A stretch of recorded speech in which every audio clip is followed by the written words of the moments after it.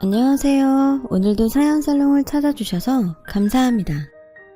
30대 여성이에요. 저는 얼마 전 이혼을 했어요.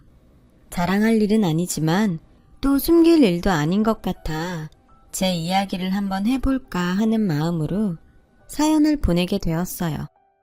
저는 태어나서부터 한 번도 부유하지 못한 집에서 나고 자랐어요. 다른 집처럼 형제가 있던 것도 아닌데 저 하나를 키우는 게 힘이 들 만큼 저희 집은 가난했어요. 그래도 참 감사하게 저희 부모님은 아무리 없는 형편이지만 혹여 제가 다른 친구들한테 가난하다고 따돌림을 당할까 마음이 쓰이셨는지 저한테만은 없는 돈을 쪼개 신경을 많이 쓰셨어요. 그 결과 저는 저희 집이 어떤지 알지 못한 채 부모님의 배려로 마음 다치는 일은 없었어요. 하지만 그것도 잠시. 저는 고등학교에 진학해서 저희 집에 돈이 없다는 것을 알게 되었는데요. 그때가 고1 첫 중간고사를 마치고 생각보다 점수가 낮게 나와 시무룩하던 전 다른 친구들은 역 근처 학원에 다니고 있다는 사실을 알게 되었죠. 엄마에게 친구들과 같은 학원에 가고 싶다고 말을 했을 때였어요. 그리고 며칠 후 학원 갈 날만을 기다리고 있던 저에게 엄마는 이렇게 말씀하셨어요. 미안해 은정아. 엄마가 네가 말한 학원 보내주고 싶었는데 생각보다 학원비가 너무 비싸더라. 엄마가 돈이 없어서 학원에는 못 보내줄 것 같아. 미안해. 엄마는 제 앞에서 어쩔 줄 몰라 하시며 미안해 하셨어요. 그 마음이 오죽했을까. 저는 지금도 그때를 생각하면 가슴 한 곳이 저려와요. 엄마한테 너무 미안해서요. 그래서 그때부터 자연스럽게 저도 저희 집 형편이 어렵다는 것을 알게 되었고 부모님은 달리 말리진 않았지만 아무리 생각해도 제가 장학금을 받지 않은 한 저의 대학 진학은 어려워 보였어요.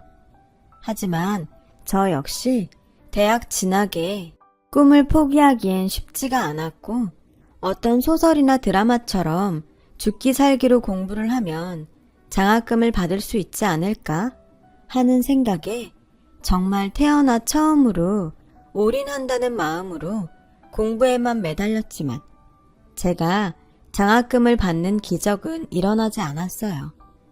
저는 어쩔 수 없이 대학은 나중에 돈을 벌어 제 힘으로 꼭 가자 하고 대학 진학을 보류해야 했고 시간의 흐름에 따라 고등학교를 졸업하면서 취업 전선에 뛰어들게 되었죠. 그렇게 대학생이 되지 못하고 어른이 된 저는 난생 처음 제 손으로 매달 월급이라는 것을 받으면서 힘은 들었지만 보람을 느꼈어요. 걱정과 달리 직장에서도 적응을 빨리 해 나갔습니다. 자연스럽게 교복이 아닌 사복을 입다 보니까 점점 옷이나 가방, 액세서리에 관심이 생기게 되더라고요. 또 제 자신을 꾸미는 것에 큰 즐거움을 느끼게 되었어요. 아무래도 관심이 이쪽으로 계속 쏠리다 보니 어느덧 저는 이쪽 일을 한번 해보고 싶다는 생각에 이르게 되었죠. 그래서 딱 2년 동안 자본금을 모으기 위해 직장을 다녔고 목표했던 돈이 모이자 과감하게 사표를 냈어요. 저희 이런 결정을 저희 부모님은 반기지 않으셨어요. 아무래도 안정적인 길을 버리고 뭔가 겉으로 좋아 보이는 것에 혹해서 괜한 시간과 돈만 버린다고 생각하셨던 것 같아요. 부모님이 어떤 걸 걱정하는지 알기에 창업하기 전 돌다리도 두드려 본다는 심정으로 정말 꼼꼼하게 정보 수집도 하고 직접 발로 뛰면서 쇼핑몰 사업을 준비했습니다. 그리고 6개월 후 저는 드디어 제가 바라던 쇼핑몰을 오픈할 수 있었는데요. 그때는 그게 최선이었어요. 지금 생각해보면 시장조사나 트렌드 분석 같은 것이 미흡했고 그저 제가 좋아하는 스타일의 물건만 준비해 홈페이지를 열었던 것 같아요. 그렇게 한 달, 두 달 사업을 해보니 저도 이렇게만은 안 되겠다 하는 판단이 생기더라고요. 그때부터는 정말 본격적으로 동대문과 지하상가를 뛰면서 시장 조사라는 것을 하고 하나하나 고쳐 사업 방향을 수정하며 사업에 매진하니 또 6개월 정도가 지나자 하루에 한두 개 팔면 다였던 제 쇼핑몰은 하루에도 50개는 좋게 파는 정도가 되었어요. 물건을 많이 팔 때마다 물건을 포장하고 발송하는 일도 늘어서 밥 먹는 시간도 부족할 만큼 일을 하게 되었죠. 돈 버는 맛을 알아 그런지 정말 하나도 힘이 들지 않더라고요. 왜 너무 신이 나면 밥을 먹지 않아도 배가 부르고 잠을 자지 않아도 피곤하지 않다고 하잖아요. 그 말을 몸소 실감했어요. 그리고 자연스럽게 이 사업을 더 잘해보고 싶다는 욕심이 생겼어요. 그렇게 워커홀릭이 되어갔죠. 그렇게 살기를 몇 년. 제 친구들은 이제 대학 졸업을 앞두고 취업하기 위해 애를 쓰는데 저는 제 손으로 차도 뽑고 집도 사고 그 나이에 만지기 어려운 돈을 버니 대학에 못 간 저를 불쌍하게 보던 친구들이 나중엔 저를 부러워하기 시작하더라고요. 부모님도 마찬가지로 그거 해서 손해나 안 보면 다행이라고 걱정하시더니 제가 아파트를 장만해드리자 그 말도 쏙 들어갔어요. 그야말로 세상 일이 모두 제가 마음먹기에 달린 듯 저는 자신만만하더라고요. 그런 마음도 잠시 문득 너무 앞만 보고 달려와 제대로 놀거나 남들 다 하는 첫사랑도 해보지 못했다는 생각이 파도처럼 제 안에 밀려들어왔어요. 그리고 나도 빨리 연애하고 결혼하고 싶다 라는 말을 입버릇처럼 달고 살았죠. 누군가는 너무 어린 나이에 결혼하면 손해라고 놀 거 다 놀고 남자도 많이 만나보고 결혼해야 후회를 하지 않는다고 말을 했는데 그때 당시 그런 말은 제 귀에 들어오지 않았어요. 저는 제가 한번 그래야지 하고 마음 먹으면 누가 말려도 소용이 없을 만큼 앞만 보는 스타일이에요. 그래서 남들 하는 말은 하나도 듣지 않았고 드라마나 영화 속 연인을 보며 나도 저런 사랑을 하고 싶다는 꿈을 꾸면서 주변 사람들한테 좋은 사람 있으면 소개를 해달라고 부탁을 하기도 했죠. 하지만 몇 번의 소개팅에도 저는 인연을 못 만났는지 아니면 제가 눈이 높은 건지 마음에 드는 남자를 찾지 못했어요. 그렇게 또 1년이 지나 시간이 흐르자 나는 연애운이나 결혼운은 없나 보다 라는 생각이 들어 거의 포기 직전까지 가게 되었어요. 어차피 연애도 못하고 결혼도 못할 바엔 일이라도 더 잘해서 다른 큰 쇼핑몰처럼 큰 돈을 벌어보고 싶었고 그 길로 소개팅을 딱 끊고 사업에 집중했어요.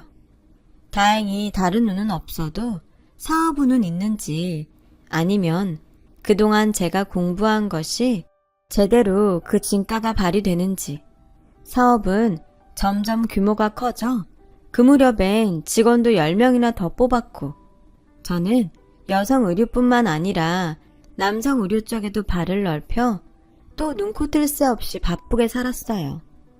그러다 남성 신제품 의상 촬영을 하기 위해 남성 모델을 한 명 소개받았는데 면접 전 사진을 받아보고 심장이 두근두근했어요.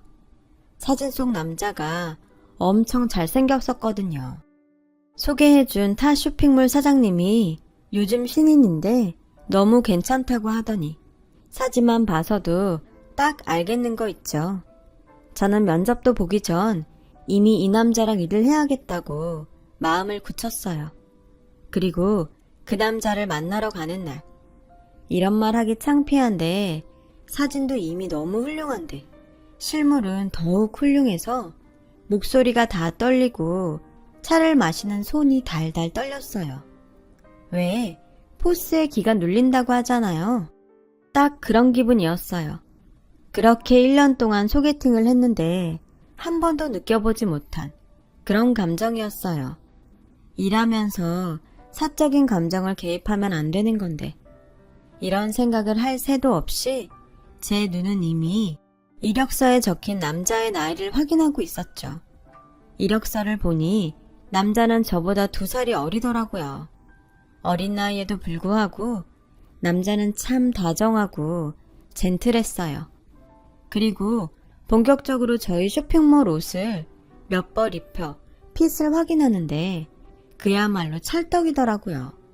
비율이면 비율, 스타일이면 스타일. 더는 고민할 필요가 없어 언제부터 일할 수 있냐고 단도직입적으로 물어봤어요.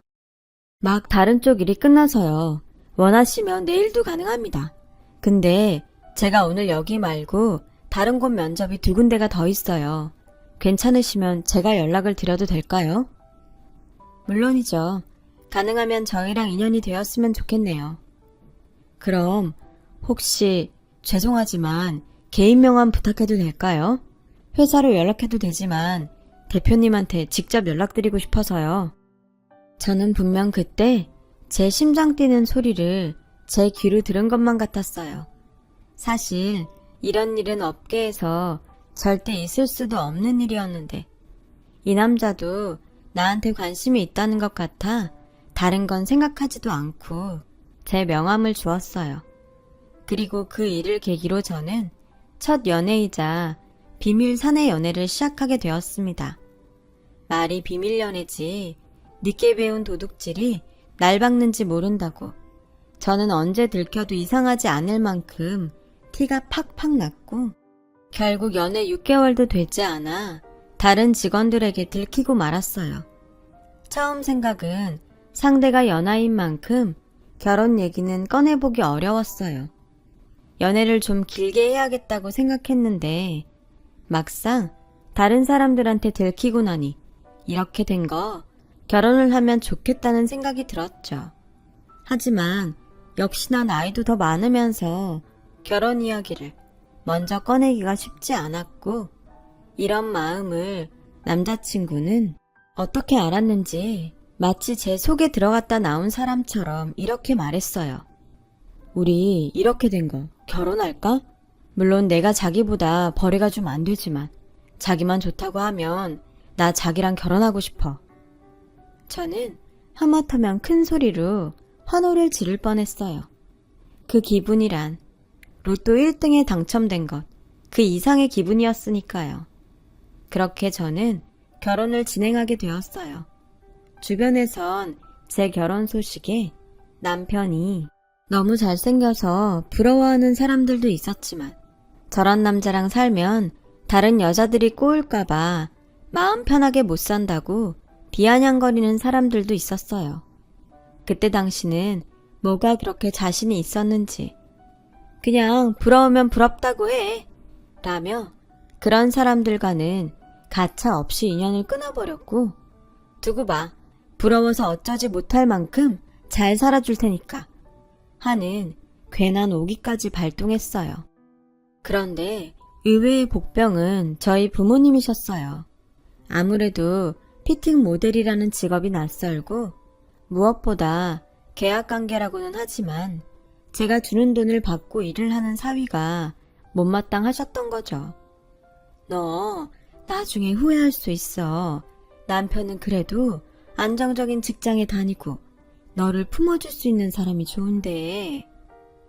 엄마, 나 윤재씨 사랑해. 조건 같은 거 하나도 안 보일 만큼 너무 좋아. 그래도 아휴 그래 엄마도 편견일 수 있지. 알았다. 네가 그렇게 좋으면 결혼해. 네 아빠는 엄마가 설득할게. 딸이 이렇게 좋아 죽겠다는데 아마 아빠도 걱정은 돼도 엄마랑 같을 거야. 대신 정말 잘 살아야 해. 약속이다. 저는 그렇게 엄마와 잘 살겠다는 약속을 하고 결혼 허락을 받았어요. 그리고 곧 남편의 집에 인사를 갔는데 예비 시부모님은 저를 2팔 벌려 환영해 주셨어요.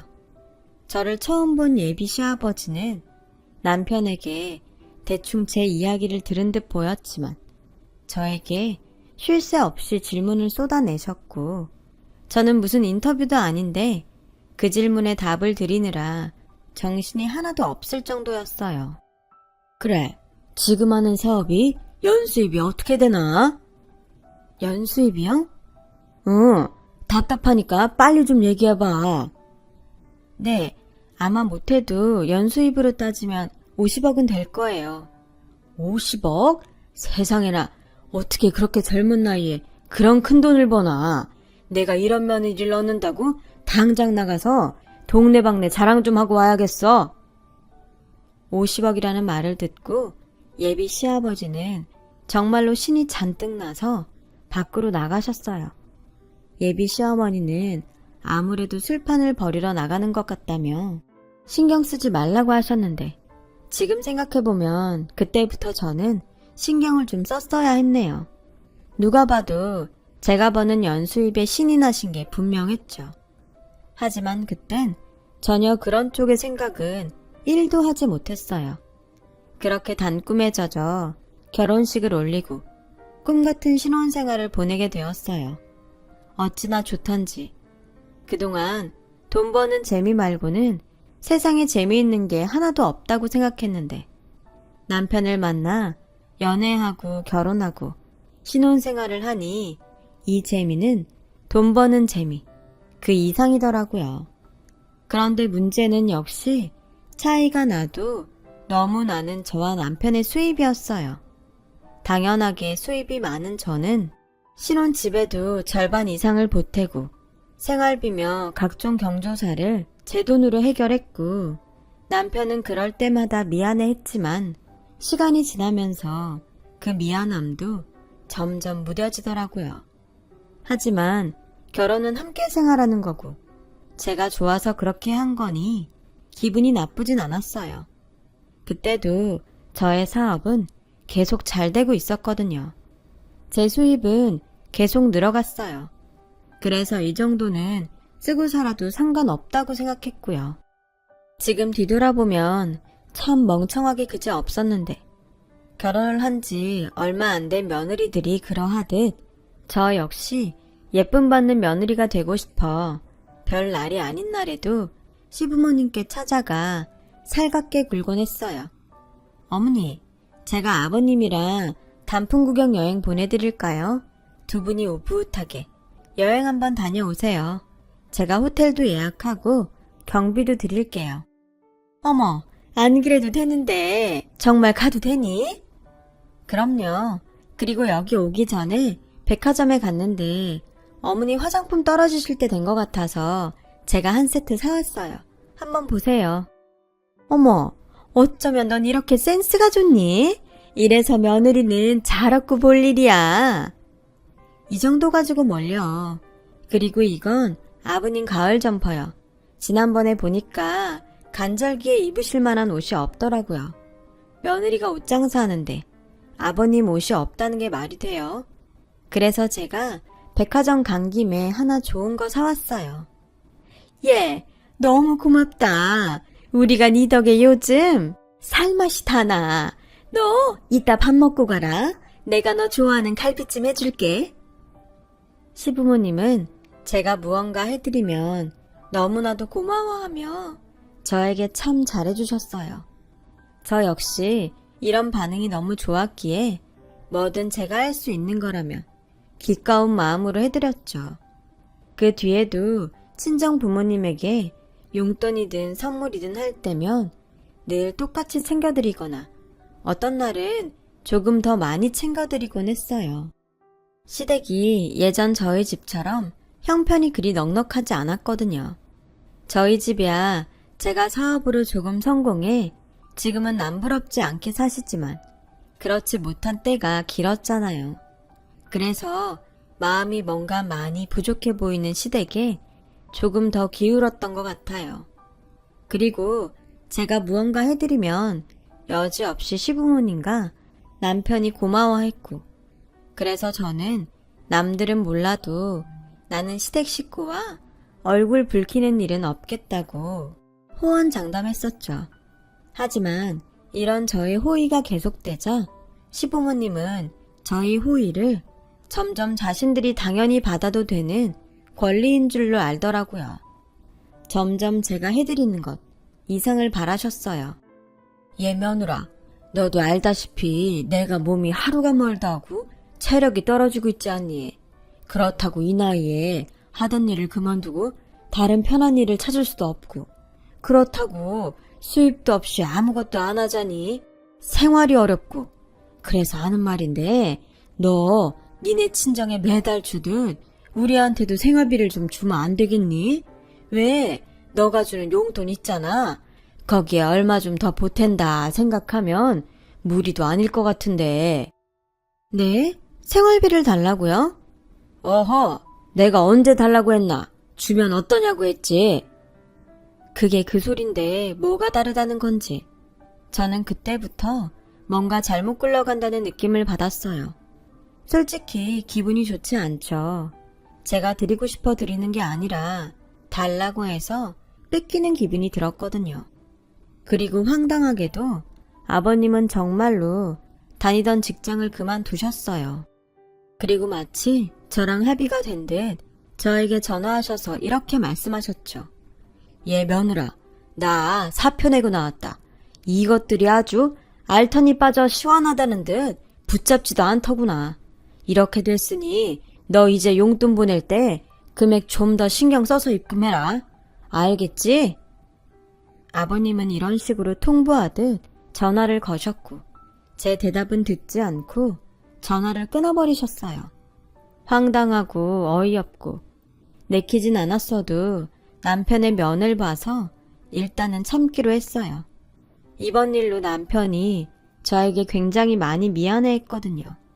그래서 참았는데 시댁 식구들은 그런지도 모르고 저에게 점점 더 대놓고 금전을 요구했어요. 얘, 있잖니? 내가 생각해봤는데 언제까지고 너한테 생활비를 받을 수는 없는 노릇이고 그래서 카페를 하나 차리면 어떨까 하는데 넌 어떻게 생각하니? 저는 어머님의 물음에 그래도 계속 제 돈을 쓸 생각은 아니었나 보다 하고 마음이 조금 놓였어요. 어머님이 하고 싶으시면 저는 좋다고 생각해요. 그래? 그럼 말 나온 김에 너 나랑 부동산 좀 다녀오자. 계약금은 바로 쏴줄 수 있지? 그리고 인테리어랑 이것저것 또 준비할 게 많던데 그것도 네가 알아서 해줄 수 있지? 네? 그게 무슨... 어머님이 카페 하시는 게 아니세요? 그래, 사장은 나지. 근데 나는 나이도 많고 아는 게 없잖아. 가게 계약하고 내부 공사하고 그 커피 만드는 직원 하나 뽑아놓고 그럼 알아서 굴러가지 않겠어? 그때까지만 네가 좀 신경 써라. 저는 너무 황당했어요. 자기 돈 하나 없이 가게를 차려 자기는 사장을 하겠다니. 이번에는 절대 그냥은 넘어갈 수 없어 이젠 얘기를 해야겠다고 생각했어요. 어머니, 제가 여태 참았는데 더는 못 참겠어요. 제가 어머님네 은행도 아니고 도깨비 방망이도 아닌데 저한테 너무 다 해달라고 하시는 거 아니세요? 뭐? 어머, 얘 시어머니한테 하는 소리 좀 봐. 나는 너 생각해서 카페나 좀 해보려고 한 건데 싫으면 말아. 나도 그냥 네가 주는 돈 편하게 쓰는 게 더 좋아. 기껏이 생각해줬더니 너 아주 실망이다. 실망이요? 저도 마찬가지예요. 어머님도 그렇고 아버님도 그렇고 전에는 이렇게 노골적으로 돈 얘기 안 하셨는데 요즘은 이렇게 대놓고 편하게 말씀하시니 전 제가 이 집 며느리인지 호구인지 헷갈릴 정도예요. 듣자 하니까 너 내가 아주 우습구나. 그래, 푼돈 좀 줬다 이거지? 푼돈이요? 아, 그 돈이 푼돈이에요? 그럼 이제 다음 달부턴 그 푼돈 안 드려도 되죠? 저 바빠서 이만 끊을게요. 뭐? 얘! 야! 저는 소리를 치는 시어머니의 전화를 일방적으로 끊었어요. 그리고 잠시 후 시아버지에게서도 전화가 걸려왔는데 어차피 돈 얘기 아니면 방금 시어머니한테 듣고 따지는 전화일 테니 받고 싶지 않아 전화를 받지 않았죠. 그 불똥은 남편한테로 번져갔어요. 자기야, 오늘 무슨 일 있었어? 아버지도 그렇고 엄마도 화가 단단히 나셨던데. 그게... 저는 남편한테 그동안 참아왔던 제 진짜 속마음을 얘기했어요. 그러자 남편은 한숨을 크게 쉬고 아무 말도 하지 않았는데 한참 뒤에 남편이 그러더라고요. 내가 곰곰이 생각했는데 우리 부모님이 잘못한 게 맞아. 내가 가운데서 잘했어야 했는데 늦게 알아서 미안해. 아니야, 내가 말을 안 했잖아. 앞으론 뭐든 자기랑 얘기하고 같이 상의할게. 그래. 아, 그리고 있잖아. 나도 자기랑 상의할 게 있는데. 남편은 그동안 오래 고민하고 내린 결정이라며 저에게 사업을 함께 하자고 말했어요. 즉, 저희 쇼핑몰에서 남성 의류 및 자파만 따로 독립시켜 자신이 맡아 해보고 싶다는 소리였죠. 아무래도 내가 남자니까 그쪽으론 내가 더 잘할 수 있을 것 같고 또 앞으로 발전시키는 것도 여자인 자기보다는 내가 하는 게 더 낫지 않겠어? 어차피 우린 부부라 둘이 해도 하나인데 어때? 남편은 저에게 애절한 눈빛을 보내며 말을 했어요. 그런데 저는 솔직히 잘 모르겠더라고요. 그래서 당장은 똑 잘라 분리할 수 없으니 작게라도 한번 시작해보라고 말했죠. 남편은 마치 제가 그러자고 얘기한 듯 신이 나서 관계자를 만나고 오겠다고 밖으로 나갔어요. 그렇게 약 2달 후 시어머니는 저에게 장문의 문자를 보내셨는데요. 내용을 읽어보니 카페는 정말 저를 생각해서 해보려고 했던 거지 다른 뜻은 없었다고. 당장 생활비가 없어 공과금도 밀리고 쌀도 떨어져 먹을 것이 없다며 너무 힘들다는 내용이었어요. 저는 차마 그런 문자를 보고 외면할 수 없어 어머니한테 지난달 것까지 2달치 생활비를 보내드렸고 쌀과 고기 그리고 과일을 사들고 그날 저녁 시댁에 찾아갔어요. 단판을 지으려고요. 어머니, 아버님, 드릴 말씀이 있어요. 우선 지난번 제가 말 심하게 한 건 잘못했습니다. 근데 앞으로 계속 제가 이 집에 모든 돈을 대는 건 무리예요. 그래서 드리는 말씀인데 당분간은 제가 드리는 돈으로 생활하시고 두 분도 일자리를 구해보시는 게 어떨까 합니다. 저도 알아볼게요. 그래. 그러마. 시아버지는 내키지 않는지 짧게 대답했고 시어머니는 아예 대답을 하지 않으셨어요. 그래도 저는 할 말을 했기에 만족하고 집으로 돌아오는데 핸드폰에 카드를 긁을 때 뜨는 문자가 오더군요. 남편에게 주유카드로 쓰라고 준 카드였어요. 사용처는 호텔. 이상한 직감이 밀려오는 그때 또 다시 문자가 날아오더라고요. 문자 내용은 아까 긁은 카드 사용 취소 문자였어요. 기분이 쎄했죠. 저는 곧장 내비게이션에 문자에 찍힌 호텔 이름을 치고 차를 몰고 갔는데 호텔 규정상 투숙객 정보를 알려줄 수 없다는 소리를 들었어요. 그날 저녁 저는 남편에게 문자에 대한 설명을 요구했어요. 남편은 사업차 만난 사람이 지방에서 올라와 호텔을 잡아준다는 게 실수로 제 카드를 긁었다고 하더군요. 남편은 마치 제가 물을 걸 예상이라도 한 듯 놀라거나 당황하는 기색이 하나도 없었는데요. 저는 그게 더 이상했어요. 그래서 알겠다고 넘어가는 척하고 남편이 샤워를 하러 가는 사이 핸드폰을 확인하려고 하는데 핸드폰이 없더라고요. 알고 보니 남편은 샤워하러 가면서도 핸드폰을 들고 갔던 거 있죠. 그것만 봐도 하는 짓이 수상해 뭔가가 있는 게 확실하다는 생각을 했어요. 그래서 저는 곧장 남편이 쓰는 노트북을 확인했죠. 다행히 미리 켜둔 노트북에 카카오톡이 로그인 되어 있었어요. 남편이 누구와 대화를 주고받았는지 모두 확인할 수 있었습니다. 그때까지만 해도 저는 몰랐어요. 그게 판도라의 상자였다는 것을요. 오빠, 잘 넘어갔지? 내가 말하는 대로만 얘기하면 그 할망구 절대 모를 거야. 역시 우리 애기가 알려준 대로 하니까 뭐라고 못하더라. 거봐, 그리고 오빠는 언제 이혼해?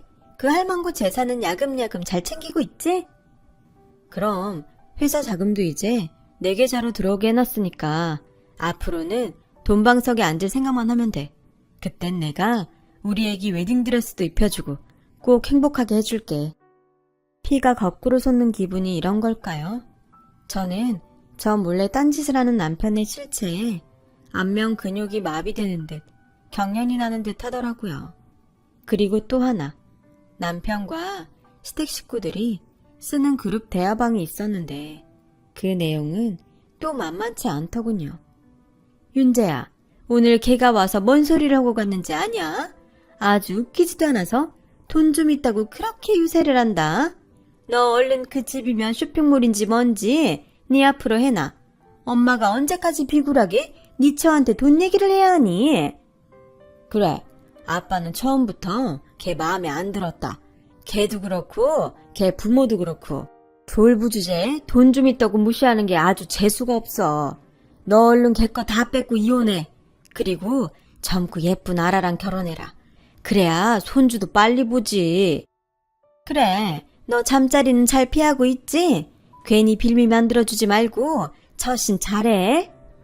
알겠어. 엄마도 그렇고 아빠도 그렇고 1절만 해. 내가 다 알아서 한다니까. 앞으로 1년이야. 1년만 참아. 저는 정말 깜빡 속았어요. 그리고 아버님이 말한 아라라는 여자는 황당하게도 남편에게 오늘의 알리바이를 만들어준 그 여자였고, 저는 이 모든 것이 저만 모르고 저희 것을 뺏고 이혼하겠다는 남편의 큰 그림이었다는 것을 알게 되었어요. 샤워를 마친 남편이 나올까 얼른 방금 읽은 대화 내용은 물론이고 그 이전의 대화까지 모두 돌려놓았고 남편보다 제가 이혼을 더 빨리 할 수 있도록 초소형 카메라를 구입하고 남편의 차에 몰래 설치를 해두었어요. 분명 그 아라라는 여자가 찍힐 거라고 생각했거든요. 그리고 한 달 정도 후에 저는 남편의 차에서 카메라를 회수해 영상을 확인하는데 고맙게도 그 영상 속엔 남편과 부적절한 관계를 맺고 있는 그 아라라는 여자의 모습이 똑똑히 찍혀 있었어요. 저는 서둘러 사업 회계를 맡은 직원과 관계자 몇 명을 소환했습니다. 이미 남편의 계략을 다 안다는 것을 말하고 어디까지 남편에게 자금이 흘러갔는지 파악하기에 이르렀어요. 앞에서 말했듯 저는 한번 마음먹으면 집요하기 때문에 남편과 그의 가족을 빈털터리로 쪽박을 차게 할 마음이었고 남편의 사업주를 막는 것은 물론 남편에게 쓰라고 준 카드까지 정지시켰어요. 그리고 이미 남편 계좌로 흘러간 돈을 회수하기 위해 남편 몰래 소송을 준비하는데 그달 생활비 입금이 왜 늦냐며 시어머니에게 전화가 걸려왔어요. 예, 너는 내가 이렇게 돈을 달라고 전화를 해야 돈을 보내니? 아니요, 이젠 전화하셔도 돈 보내는 일은 절대 없을 거예요. 뭐? 이건 또 무슨 개뼈다귀 같은 소리야. 너, 나 가지고 노니? 가지고 논 건 어머님이랑 그 집 식구들이잖아요. 저 지금 변호사 사무실이에요. 어머님 아들이랑 이혼하려고요. 뭐? 얘, 지금 그게 무슨 소리니? 왜 갑자기 이혼을 해? 얘, 나랑 얘기 좀 하자. 아니요, 저 지금 바쁘니까 전화 끊을게요. 그리고 앞으로 전화 안 받을 거니까 전화하지 마세요. 아버님한테도 꼭 전해주시고요. 저는 그렇게 먼저 칼을 빼들었어요. 그리고 그즘 돈줄이 막히고 사업줄이 막힌 남편은 자기 엄마한테 제가 이혼을 준비하는 말을 전해 듣고 남편은 서울 시내를 돌아다니며 저를 찾기 위해 안달이 났어요. 그리고 마침내 회사 사무실에서 저를 만나게 되었어요. 그때까지 제가 자기 식구들 때문에 화가 나서 이혼을 하자는 줄 알고 저에게 자기야, 내가 앞으로 우리 식구들 자기한테 절대로 돈 달라고 입번 것도 못하게 할게. 앞으로 당신 신경 쓰이게 하는 일 절대 없을 테니까 이혼만은 하지 말자. 나 자기 사랑해. 나 자기 없으면 죽어. 알잖아. 알아? 뭘 알아? 나는 여태 자기에 대해 하나도 몰랐어. 나 하마터면 이유도 모른 채 내 거 다 뺏기고 이혼당할 뻔했잖아. 그게 무슨 소리야. 내가 왜 당신이랑 이혼을 해? 그럼 대답해봐. 우리 왜 아기 안 가져? 어? 그야 자기가 요즘 사업하느라 바쁘잖아. 그래? 그럼 그 아라라는 여자는? 그리고 집이랑 여기 회사 다 자기 앞으로 돌려놓으라는 그 말은 다 뭐야? 뭐? 도대체 무슨 말을 하는 거야? 난 하나도 못 알아듣겠네. 야, 왜? 그 아라라는 애가 이런 경우는 어떻게 하라고 알려주지 않던? 어디서 술집 여자처럼 생겨먹은 게? 아, 둘이 잘 어울려. 그러니까 네 소원대로 이혼해줄 테니 그 여자랑 잘 살아봐. 자기야, 뭘 어떻게 알았는지 모르겠지만 오해야. 걔가 나 좋다고 쫓아다녀서 떼놓으려고 몇 번 만났는데. 참나, 말이야 방구야? 넌 쫓아다니는 애를 그렇게 떼어놓니? 저는 핸드폰에 담아둔 카메라 속 영상과 대화글을 남편에게 보여줬어요. 그러자 남편의 얼굴이 종이장처럼 하얗게 질렸고 이제는 끝이라는 생각이 들었는지 자리에 털썩 주저앉더라고요. 그때였어요. 남편에게 들었는지 회사까지 쫓아온 시부모라는 작자들이 바닥에 주저앉은 당신 아들을 보고 눈이 횟가닥해서 저에게 달려들었고 이 망할 년? 그렇게 돈 있다고 우리 아들을 꼬셔놓고 이제와 내 아들을 버려? 그래, 너 이혼할 거면 윤재랑 우리한테 위자료 내놓고 가. 위자료는 각각 20억씩 40억이야. 정말 돈에 단단히 미쳤구만. 아니, 그 전에 위자료라는 단어의 뜻은 아세요? 설사 당신들한테 위자료를 준다고 칩시다. 무슨 근거로 억소리를 내는 건데요? 40억? 웃기지도 않아 진짜. 특히 아버님, 처음 본 사람한테 연수입이 얼마냐고 물어볼 때 알아차렸어야 했는데 미쳤지 진짜. 그동안 들어간 돈도 다 뺏어 오기 전에 이쯤에서 그만하세요. 그리고 어머님도 아버님도 당신도 똑똑히 들어. 나 당신들 계략대로 내 거 다 뺏길 만큼 그렇게 호락호락하지 않아. 내가 진짜 호구여서 그 돈 다 준 줄 알아요? 그 정도는 눈 딱 감고 줄 수 있어서. 그리고 그땐 내 마음이 그러고 싶어서 준 거예요. 난 마음을 줬는데 어쩜 당신들은 돈만 쏙쏙 빼갔네요. 이젠 다 끝났으니 더 험한 꼴 보이지 말고 내 회사에서 당장 나가요. 안 그럼 경찰 부를 테니까. 그리고 어머님이랑 아버님한테도 위자료 대신 선물 보냈으니 핸드폰들 확인하세요. 제 핸드폰에 담아두었던 남편에 관한 영상과 자료들을 보냈거든요. 아마 보면 더는 저한테 함부로 말하지 못하실 거예요. 그리고 당신 어차피 소송으로 싸워봤자 당신은 건질 거 하나 없어. 지금도 이 방에 CCTV가 있다고. 그러니 내가 사준 것들 다 두고 네 몸뚱이만 니네 낡아빠진 집으로 가. 오늘부터.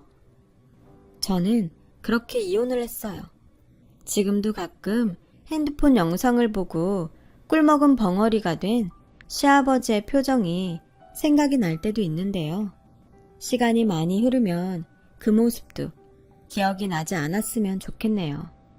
저희 부모님은 모든 사실을 아시고 당장 남편놈과 시부모라는 작자를 찾아가 가만두지 않겠다고 성화를 부리셨지만 더는 그쪽 사람들과 엮이고 싶지 않아 제가 말렸어요. 그리고 남편은 더 이상 이쪽 업계에 발도 못 붙이게 제가 손을 써두었죠. 이게 또 은근 제 얼굴에 침뱉기라서 한동안은 저도 힘든 시간을 보내야 했어요. 하지만 어쩔 수 없죠. 남편의 진짜 모습을 보지 못하고 제가 보고 싶은 모습만 봐서 생긴 일이니 저도 어느 정도는 감수해야 하니까요. 지금은 신혼집을 정리하고 부모님 집 근처 작은 오피스텔에 혼자 거주하고 있어요. 이젠 연애나 결혼에는 정말 관심도 없고요. 그냥 예전처럼 저희 부모님 챙기고 일에 몰두하며 살고 있어요. 그리고 깨달았죠. 사람은 아무리 노력해도 배신을 하지만 일은 노력하면 응당 결과가 있다는 것을요.